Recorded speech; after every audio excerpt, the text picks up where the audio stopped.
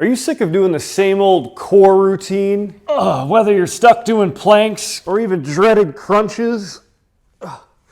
If so, you're in luck, because I'm going to show you how to get with the times and upgrade your core stability and strength training. Now for this exercise, we just need a weight. I got a medium-sized kettlebell, it's about 30 pounds. You could also perform this holding onto a plate or even a dumbbell. And what we're performing is what I like to call split stance pendulums. I know that was a mouthful, but let me show you what's going on here. So this is a unilateral exercise, so we're going to take our weight. I'm going to start on my left side. What I'm going to do is step my right leg forward, and then my left, I'm just going to kickstand up on my big toe. And then from here, I'm thinking I'm stuck in cement, and I'm going to slowly start to pendulum the weight.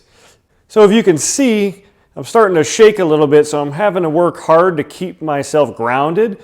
But the reason I like this is because it helps change our center of mass and where we have to support. So when I swing forward, I really have to drive my whole foot into the ground, so I'm working on that tripod foot stability.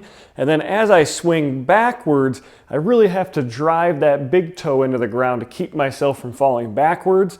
So this is a great way to get overall foot function along with our core stability. So from the front, I'll change it to the other side. So the same side of weight is the side you're kickstanding backwards. That's where your big toe support's going to be. Slight bend in the knee, and we're just going to pendulum this sucker.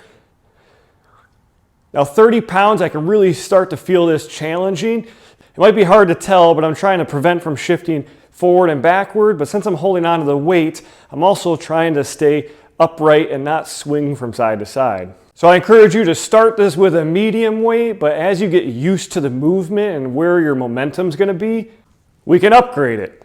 So now I have a 53-pound kettlebell here, still in that split stance. Now I can tell it's going to be a little bit more challenging, so I'm going to contract my other arm just to enhance my stability and keep me grounded. And then same thing, I'm going to slowly start to pendulum the weight. And I can already tell this is a lot harder.